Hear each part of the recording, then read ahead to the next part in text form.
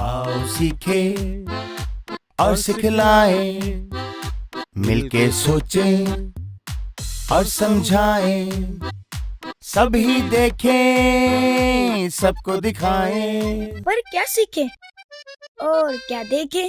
Story time, story time, story time with Aliya.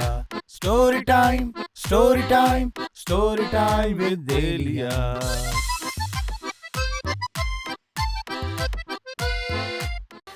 अस्सलामुअलैकुम प्यारे बच्चों, कैसे हैं आप सब। मैं हूं एलिया और आप देख रहे हैं मेरा शो स्टोरी टाइम। चलते हैं आपको अपने शो में मौजूद बच्चों से मिलवाते हैं। अस्सलामुअलैकुम बच्चों, कैसे हैं आप सब। वालेकुम अस्सलाम, हम सब ठीक हैं। और बबलू कहाँ है? बबलू नजर नहीं आ रहा। बबलू क्या हुआ? आप ऐसी आवाजें क्यों निकाल रहे हैं? मैं तो भूल ही गया, अब मैं घर में नहीं क्लास में हूँ, सॉरी। क्या मतलब बबलू, घर में हूँ क्लास में हूँ, क्या मतलब? वो दरअसल कुछ यूं हुआ ना बाजी, 2 दिन पहले मैं सीढ़ियों से फिसल के गिर गया तो मेरे पाँव पे थोड़ी सी चोट लग गई। घर में अम्मी अब्बू समझे कि मेरे पाँव के अंदर मोच आ गई है। उस दिन मुझे उठकर पानी तक नहीं पीना दिया, बल्कि हर चीज मेरे बेटे बेटे मिल रही थी। खाना हो, पीना हो, बोतल, शरबत, मिल्कशेक। मुझे इस तरह आराम से खाने पीने में मजा आ रहा था, लिहाजा उनके सामने मैं अभी तक थोड़ा लंगड़ा कर चल रहा हूँ और ऐसी आवाजें निकालता हूँ ताकि मेरे साथ ऐसे ही सलूक करें वो लोग। ये तो बहुत बुरी बात है। ये तो सरासर झूठ है। जी बिल्कुल, ये भी एक तरह का झूठ है और इस तरह के ढोंग से हमें दूसरी खामियां भी पैदा होती हैं, जैसे सुस्ती हो गई, काहली, ये भी पैदा हो जाती है इस तरह की हरकतें करने से। बबलू अच्छा बाजी, सॉरी, गलती हो गई मुझसे। बाजी आज की कहानी शुरू कीजिए ना। जी बिल्कुल, शुरू करती हूँ। आज की कहानी मेरी कुछ इसी तरह की है जिस तरह की बबलू ने हरकत की है। आज की कहानी काहली और सुस्ती पर है। एक छोटे से गांव में एक छोटा सा सौदागर रहता था। वो अपने गधे का हर तरह से ख्याल, गधा रहता था बबलू, गधा, गधा मतलब डोंकी। सही समझ गया। वो अपने गधे का हर तरह से ख्याल रखता था, वक्त पग उसकी मालिश करता था, अच्छी अच्छी गजा खिलाता था। गधे की भी मालिश होती है? एलिया बाजी, वो गधे से क्या काम लेता था?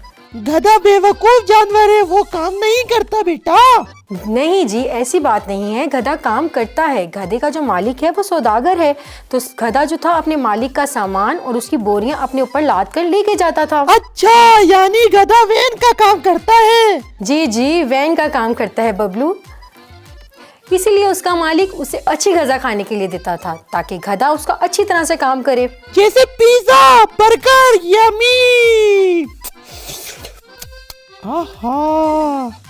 नहीं बबलू, वो गजा जो अल्लाह ने उसके लिए मखसूस की है, लिहाजा गधा इतना तंदुरुस्त था कि देखने वाले से घोड़ा समझते थे। दूसरे गधों को देखकर ये गधे को अपने पे नाज होने लगा और वो मगरूर सा हो गया और सुस्त और काहिल भी होने लगा। अब अगर 4 से 5 बोरियां हो जाए तो नखरे दिखाता था और सुस्ती करता था। बाजी, आराम करना भी कोई बुरी बात तो नहीं है। किसी का कोई काम करने का दिल ना चाहे और सिर्फ आराम करना चाहे तो इसमें बुरा क्या है? बताएं।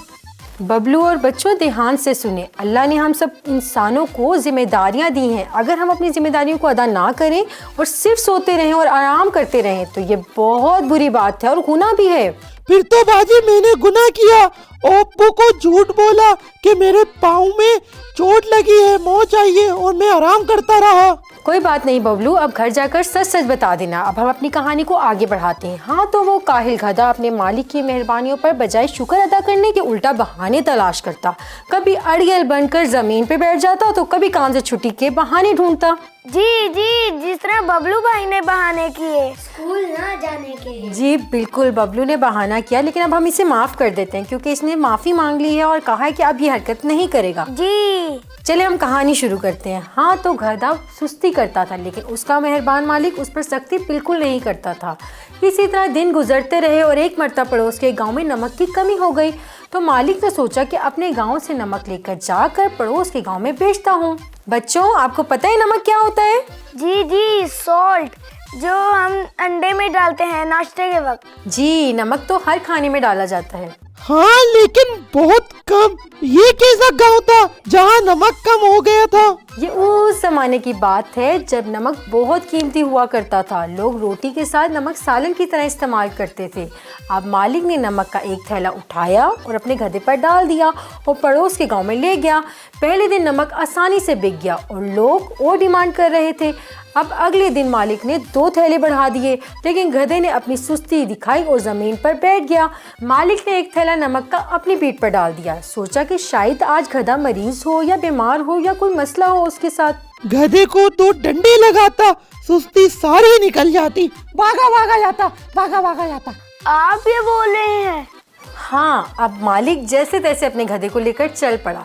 रास्ते में एक छोटी सी नदी पड़ती थी। रोज नदी गधा और मालिक आसानी से पार कर जाते, लेकिन इस बार गधे का पाँव फिसल गया और पानी में नमक के थैलों के साथ ही गिर गया। जब मालिक ने गधे को पानी से बाहर निकाला तो गधा खुशी से हनहना रहा था क्योंकि उसका सारा बोझ खत्म हो गया था। जानते हैं बच्चों कैसे खत्म हुआ? मैं बताऊंगा।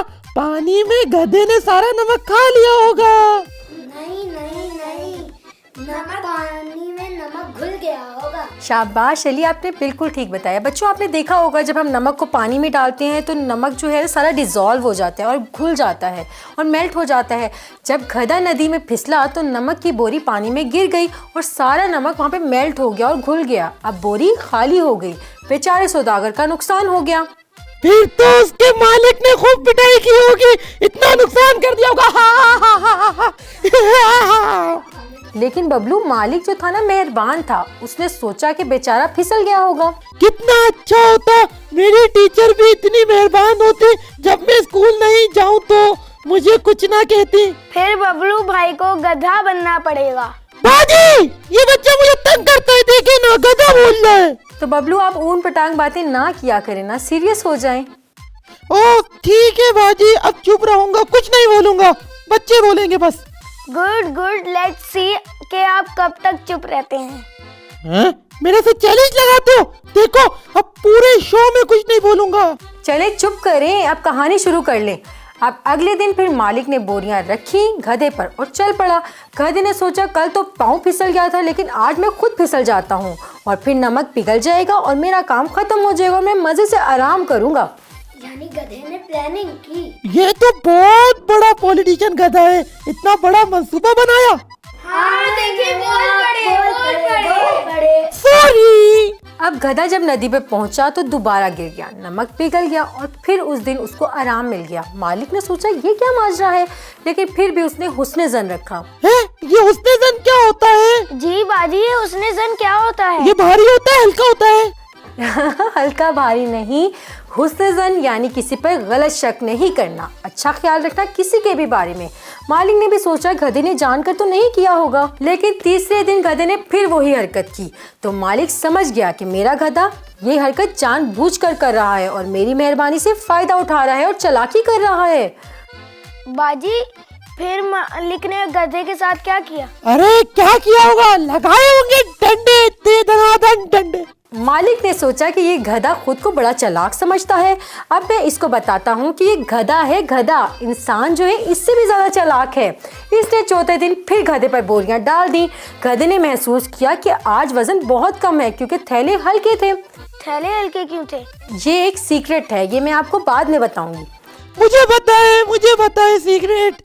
मालिक ने खाली थैलियां लाती होंगी ताकि नमक नहीं पिघलेगा। उफ बबलू, प्लीज प्लीज प्लीज चुप रहें और मुझे कहानी सुनाने दें। अब गधा बहुत खुश था कि वजन तो बहुत हल्का है और वो खुशी खुशी चल पड़ा।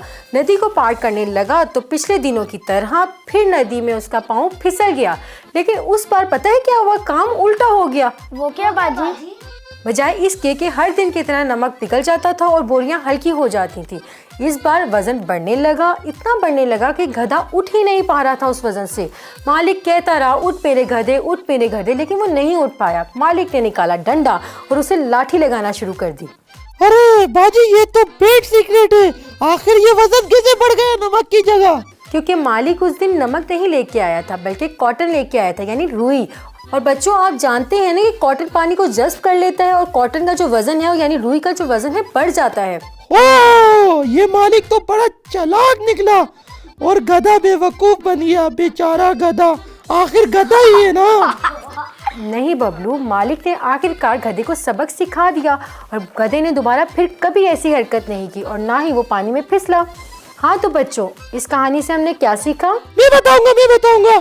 मैंने सीखा बोझ उठाने से पहले चेक कर लो क्या है, वरना फंस जाओगे। नहीं बच्चों, आप बताएं। बहाना हमें नहीं करना चाहिए, वरना हम लोग मुश्किल में फंस जाएंगे। जी ये भी ठीक है, लेकिन सबसे बढ़कर ये सबक सीखना चाहिए कि जो जिम्मेदारियां हमें दी गई हैं उसे ईमानदारी से निभाना चाहिए। सुस्ती और काहली से काम का बोझ कम नहीं होता बल्कि बढ़ जाता है। जैसे बबलू भाई स्कूल ना जाने का बहाना करते रहे और बाद में फंस जाओगे बबलू तुम। इस गधे की तरह। सुस्ती और काहली हमें गैर जिम्मेदार बना देती है और अल्लाह ने हम सब पर जिम्मेदारियां आयद की हैं, जैसे स्कूल जाना, रोज पढ़ना। ये सब जिम्मेदारियां हैं जिसमें सुस्ती नहीं करनी चाहिए, वरना एक दिन बोझ बढ़ जाएगा। हाँ, जैसे मैं सिर्फ इम्तिहान से एक दिन पहले पढ़ने बैठता हूँ, इसीलिए बोझ बढ़ जाता है और फेल हो जाता हूँ। अगर रोज पढ़ाई करूँगा तो शायद पास हो जाऊँ।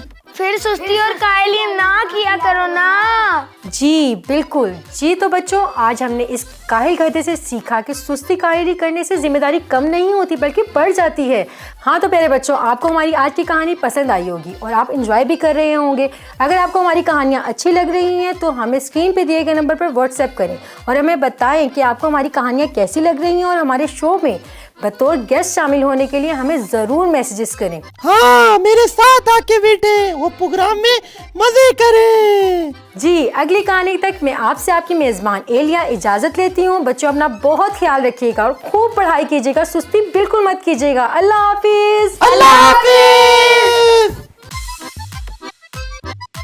आओ सीखे और सिखलाए, मिलके सोचें और समझाएं, सभी देखें सबको दिखाएं। पर क्या सीखे और क्या देखे?